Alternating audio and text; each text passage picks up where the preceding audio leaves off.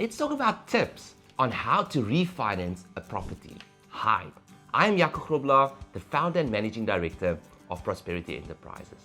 Refinancing is one of those powerful tools that you have in property investment to create wealth and to expand your property portfolio.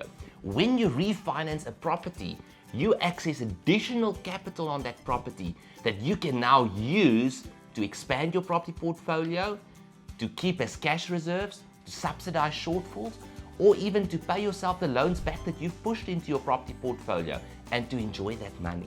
So let's dive in. First and foremost, when you want to refinance a property, it's important to remember that you need to buy that property below market value. That is to ensure that there's equity in the property. When you go to the bank, that property needs to be worth more than what you are actually owing on the property, because then you can go to the bank, refinance the equity in the property and make the capital available that you can now use for one of those points that we've discussed. The next step that I want to give you is to update your admin, because when you want to refinance a property, the bank is going to require a lot of documents from you. They would want your most updated financial statements or management accounts of the company that owns the properties. They would want your salary slips, bank statements for you and the company, and many other documents. So make sure that your admin is up to date so that you can easily refinance your property. Now, this is a big one. You need to look after your credit score. Whether you own the property in your own name or whether you own the property in a company, your credit score is vitally important, because even if the property is owned in a company, you are going to have to sign surety in your personal capacity. So make sure you pay your bills on time, make sure that you've got credit, that your credit utilization rate is low, in other words, you don't max out your account, and that you've got a good credit score.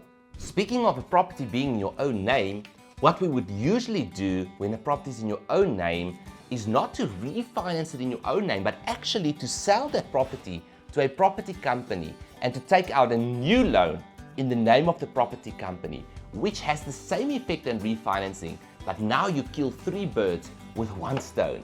You get the asset out of your name, number one, you get the debt out of your name and into the name of the company, number two, and you make the capital available, number three. Once you've successfully refinanced your property, it's important to put those funds in your access bond. By putting those funds back into your access bond, it means that you are not going to pay interest on that money that you've just made available. But the key thing here is that those funds are available and that those funds can be accessed when needed, so that you can expand your property portfolio or use that money for something else. Only once you remove that money from your access bond would you start paying interest on that money. One of the most important strategies with refinancing is to keep healthy cash reserves in place. So you cannot spend all the money that you've just refinanced.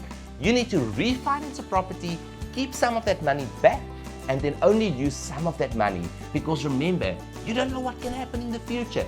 Interest rates might go up, you might be sitting with a tenant that is not paying, or you might sit with unexpected maintenance. So make sure that you always keep a portion of your refinance funds back as a cash reserve for in case. It's then also important to plan your exit strategy. Remember, if you refinance a property, you've got more debt on the property, which means it's more difficult to sell the property in the future. So your intention should be to keep that property for a long time if you want to refinance property. Another important point is to check market conditions, because in a good market, the banks might see a higher value on the property, which will enable you to refinance significantly more. Whereas in a slow economy or when things are not going that well, the banks might not see so much value in the property, which will make the refinancing amount that you can access less. Let us at Prosperity Enterprises help you to structure and build your property portfolio. Remember to click on the link below to book your one-on-one consultation. So to recap, buy below market value, update your admin, Look after your credit score. Use your access bond. Make sure that you keep sufficient cash reserves. Plan your exit strategy and check the market conditions. If you like this content and would like to receive more of it, remember to like, share, and subscribe. Thank you.